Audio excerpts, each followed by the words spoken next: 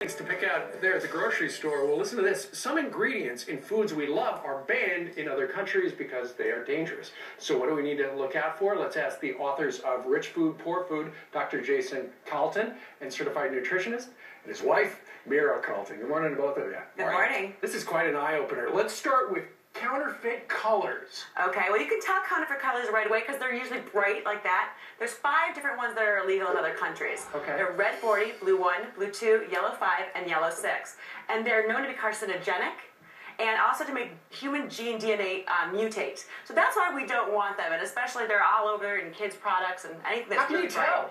Well, if it's not a natural color like that, then it's probably got it. Turn it over, read the ingredients list. Sure. Let's now talk about the chips. They've got olestra in them. Yes, so it took a quarter of a century and $500 million to create this frankenfat. But it didn't take very long for Canada and the UK to ban it completely. What it does, it drastically depletes the body's ability to absorb fat-soluble vitamins, which we need for good health. So, and it also causes stomach upset. So even though this is a fake fat, if you eat too many of them, you're going to get some embarrassing bathroom fright because that fat goes right through you. No, I've noticed that. Stories I've read. Now, this right here, when I see this, I naturally think of brominated vegetable oil. Yeah. There you go. Of course, it's apparent, isn't it? Yes, it's BV2a, or brominated vegetable oil.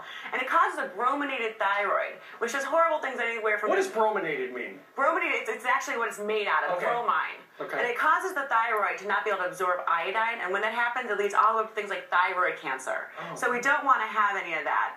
And it's been banned in over 100 other countries. The U.S. actually said that it's safe on an interim basis, which has lasted 42 years. That's some interim. It's a long interim. Let's continue with the bromate. This is potassium bromate. Potassium bromate, exactly what your grandmother would have used to cook bread, right? No. Manufacturers put it in to strengthen the dough, and which drives costs down. But the problem is that it causes kidney and nervous system disorders, stomach problems, and is considered to be a carcinogen. Now, the FDA urges manufacturers to leave it out, but a lot of them aren't doing it, so check the labels. Finally, let's talk about this bread, and this has something that you've got to pronounce. Okay, azodicarbonamide. Rolls out the tongue beautifully. This is actually the same ingredient that you're going to find in your sneaker soles. And it's in bread? Exactly. See, it's nice and squishy. And the whole thing is, if you wouldn't eat your sneaker sole, I would highly recommend checking the label to make sure you don't have azodicarbonamide in it. If these things are banned in other countries, why aren't they banned here?